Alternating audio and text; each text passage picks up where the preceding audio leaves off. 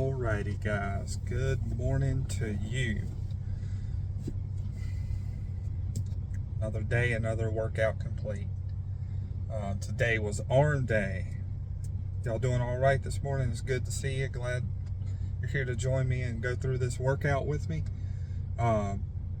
Overall, I'd say it was a very successful workout. That I really got everything I wanted out of it. It was an arm day, so I was on the fence on whether I'd wanted to start with biceps or triceps, because last time I just did supersets and that was okay. I just didn't get as good of a pump as I had wanted before. So starting off with triceps, I warmed up on the rope push downs, press downs, whatever you want to call it. After warming up for a few sets, I moved on to my working sets after my triceps were nice and warm, right? That's very important to warm up. When I was younger and I didn't warm up, the first set just felt hard, but after that I was fine. But pretty sure that could have led to some injuries that I had. So warm up, absolutely warm up every time. So with the rope attachment, I've never really seen the need to go too heavy. You want to be able to control it and squeeze at the bottom, slow, and at the bottom of every rep, squeeze. So after that, my triceps had plenty of blood flowing to them. They were nice and pumped, so I wanted to do something heavy. So I did the bar attachment, and I pretty much doubled the weight on it. 70 pounds I think I was doing. And a little less, like always, the focus on form is always going to be there. But when I did this one, I wanted to go a little heavier, hit my muscle in a different way. So I threw that weight around.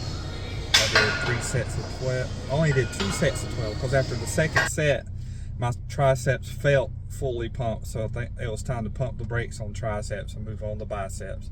So, sometimes you're going to be working out a muscle and you have planned like 12 sets, and after 9 sets, you have to do it long enough to be able to know the difference. But after 9 sets, it feels like fully pumped, then stop. Move on to the next thing. There's no need to keep, in my opinion, to keep pushing your muscle beyond what you really need to. And it's hard to explain unless you've experienced it. So after that, I moved on to biceps. I started off with some bar curls, cable attachment. Warmed up, of course, because we're moving on to a new muscle. Always warming up. And I ended up doing 3 sets of 12. Moderate weight, controlled. That one felt pretty good. And then I did dumbbell curls. And sometimes I go heavy on this one, sometimes I go light. I decided to go light on this one and really focus. Like really, really focus and dial in. Keeping my elbows by my side. Time under tension. Squeeze at the top. The mind muscle connection. The complete thing. And it definitely burned in a different way. So, I think that's the importance of sometimes lifting heavy, sometimes lifting light, everything in between. And then after that, I did 3 sets of 12 there. I moved on to barbell curls. And my focus on arm day now, my triceps are fine. And my biceps are pretty good, but I think they're falling behind. So I want to, this is going completely against what I said earlier. Hit my biceps a little harder than my triceps. So maybe in my mind my triceps were done because I didn't want to hit them as hard as I was going to hit my biceps. But my biceps were pretty fatigued, but I wanted to finish them off with some barbell curls. Same thing here, moderate weight, squeeze, check all the boxes. And then I did my pose down. Overall, I'm feeling really good about where I'm at. And I don't know, I'm ready to start my 30-day shred, but I think I need a few days between 90 days to greatness and my 30-day shred to just I'm on vacation from work, been stressed out just to relax, not skip the gym, just be lenient on my diet before I go 30 days only eating 1,600 calories a day.